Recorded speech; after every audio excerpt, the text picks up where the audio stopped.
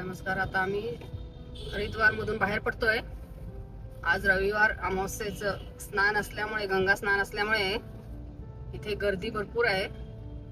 आता तरी सकाळपासून दिसतेय, नंतर तर भरपूर गर्दी होईल.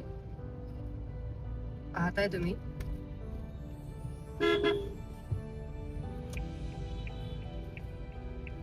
आता इथनं बाहेर पडलो की मग तुम्हाला पुढचा मार्ग सांगतो, काय करतोय, कुठे चाललोय. जय गंगा माता. जय गंगा मैया.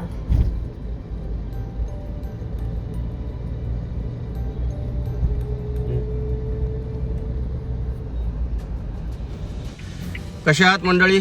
मजेत आहात ना? मी पण मजेत आहे.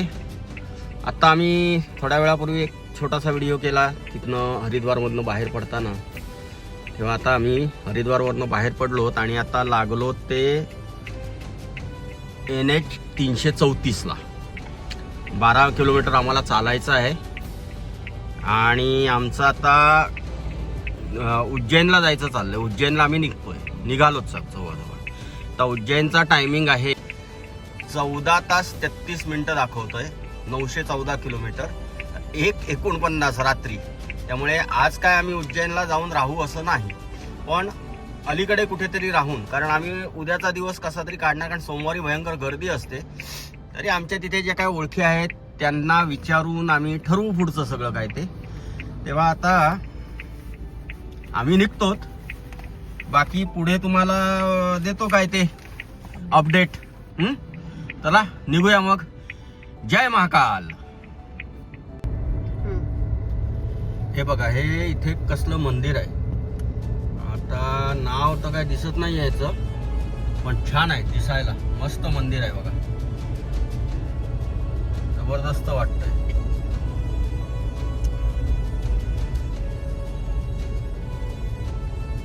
श्री साई शिवगंगा धाम, म्हणजे साईबाबांचं मंदिर आहे. कारण साई शिवगंगा धाम लिहिलेलं आहे, त्यामुळे हे साईबाबांचं मंदिर आहे. जबरदस्त आहे, छान आहे. आता आम्हाला वेळ नाही आहे, कारण आम्हाला पोचायचं आहे उज्जैनला. त्यामुळे आम्ही काय थांबत नाहीत. हे तुम्हाला लांबनं त्याचं दर्शन दिलं. दर्शन घ्या, नमस्कार करा आणि आशीर्वाद घ्या. आम्हाला त्याचा आशीर्वाद मिळेल तसा तुम्हालाही मिळेल. चला निघूया पुढे. आता आम्ही दिल्ली रोडवर आलेलो आहोत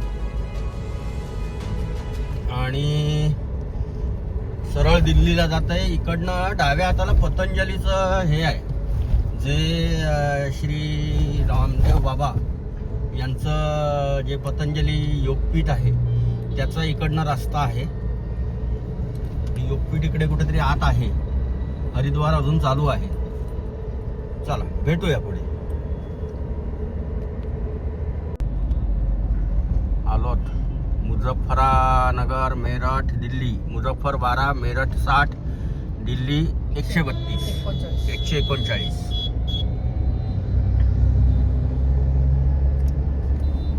आता आम्ही निघालो उज्जैनला. मेरठ, दिल्ली असं सगळं लागतंय आम्हाला. पानिपत पण मागे लिहिलेलं होतं, पण आता पानिपत कुठे लिहिलेलं नाही. अजून एक पुढे ते बघा, एक हा आला, बोर्ड आला, राष्ट्रीय महामार्ग प्राधिकरण. राष्ट्रीय महामार्ग प्राधिकरणचा बोर्ड. आता आम्हाला ॲन्युअल पास आमचा चालू झाला आहे. मध्ये बंद होता, तो पास चालू झाला आता. त्यामुळे आम्हाला आता 15 रुपये टोल पडतोय.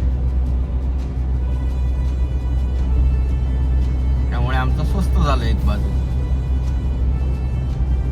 बघा काय रोड आहे. हे बघा, पानिपतला उजवीकडे, डावीकडे. पानिपत डावीकडे जातोय सरळ. आम्ही आता दिल्लीच्या मार्गावर आहोत.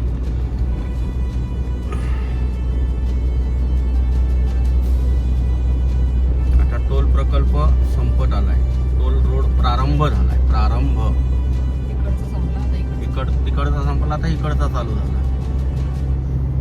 आता पुढून आम्हाला डाव्या साईडनी जायचं आहे. बघा मस्त रस्ता आहे, छान आहेत रस्ते दिल्ली साईडचे इकडचे. उत्तराखंड, दिल्ली, UP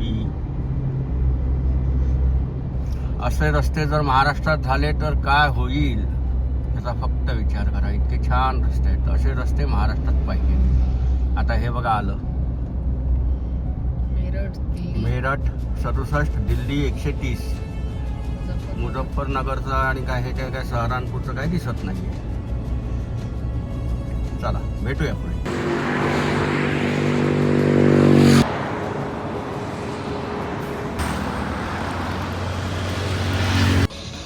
हे आलोय आम्ही सेलिब्रेशन पॉईंट आणि जैन रेस्टॉरंट.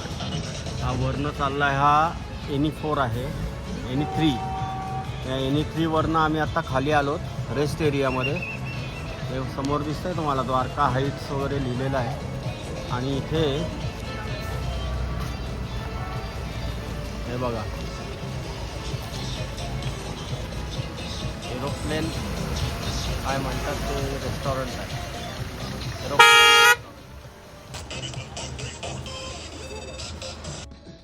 हे आता मसाज सेंटर मध्ये बसलेले तिथे 15 मिनिटासाठी 100 रुपये.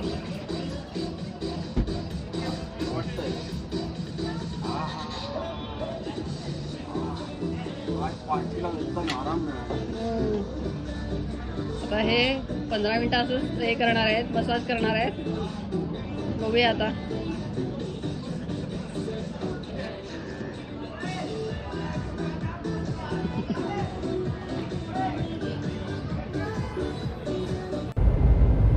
हे आता आम्ही NE4 वर चाललेले आहोत. आता वाजले जवळजवळ 7-8 वाजले.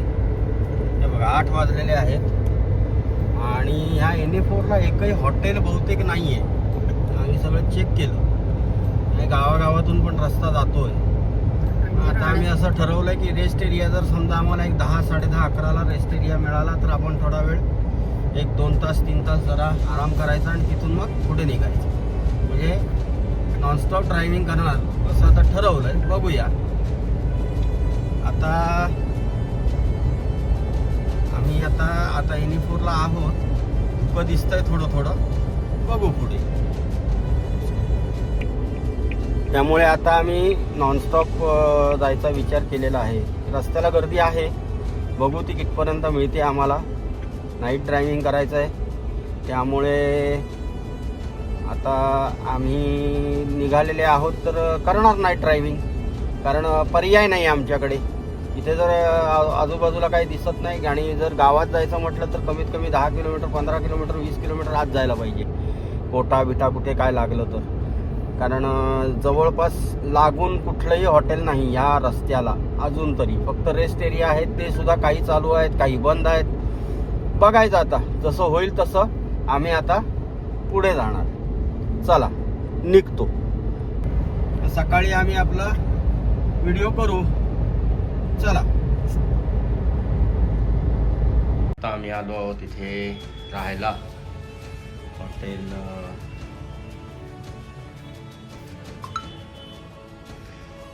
मंगलश्री. आणि ही काही रूम आहे मस्त पैकी. मला थोडं टूर देतो. इथं कपाट आहे, इथे बाजूला सामान ठेवायला जागा आहे, कपाटात सामान ठेवायला जागा आहे. ह्या साईडला काही तुमचं मोबाईल चार्जर लावायची जागा आहे. त्या साईडलाही मोबाईल वगैरे चार्जर लावायची साईड आहे. AC आहे, पंखा. मागे बघा छान असे 2 तसबीर लावलेले आहेत, मस्त वाटतं.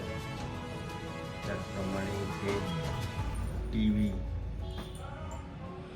खाली आणि TVच्या सामान ठेवायला जागा. आता आमचं सामान पसरलेलं आहे. आणि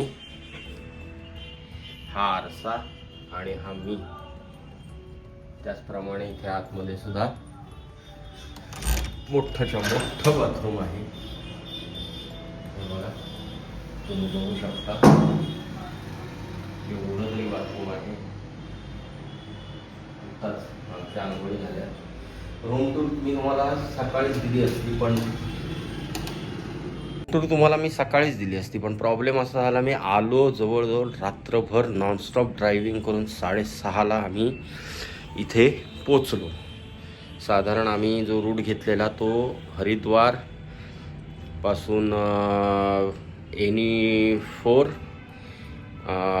आग्रा, त्याच्यानंतर लालसोट, मोडक, तिथून मोडकवरनं आम्ही वळलो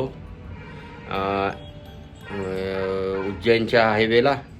उज्जैनच्या हायवेला लागल्यानंतर उज्जैनला येण्यासाठी जो हायवे होता तो 536 जी असा होता. त्यामुळे आणि रात्री अंधार भरपूर होता, त्यामुळे मी शूटिंग केलेलं नाही. दमलेला होतो, ड्रायव्हिंग करत होतो सारखा. त्यामुळे आम्ही तो नवीन रस्ता 536 जो नवीन रस्ता चालू झाला आहे हायवे 3 पदरी, त्या हायवेने आम्ही आलो. त्या हायवेला कुठल्याही प्रकारचा पंप नाही, हॉटेल नाही. तेव्हा तुम्ही जर कधी त्या साईडनी आलात तर एवढं लक्षात ठेवा, गाडीची टाकी फुल ठेवायची, कारण कमीत कमी 125 किलोमीटरचं रनिंग आहे उज्जैनपर्यंतचं. चला, मी तुम्हाला आता रूटही सांगितला, मी कुठनं आलो, रूम टूर दिली आणि का उशीर झाला हेही सांगितलं. चला, आता हा व्हिडिओ इथे थांबवतो. उद्या तुम्हाला उज्जैनचं मंदिर हे आजच जाणार होतो आम्ही, पण आज महाकालला नाही, आज आम्ही दुसऱ्या मंदिरांमध्ये जाणार आहोत. त्याचा व्हिडिओ मी बनवतो आणि तो पुढच्या ह्याला टाकून मग महाकालचा व्हिडिओ येईल. चला.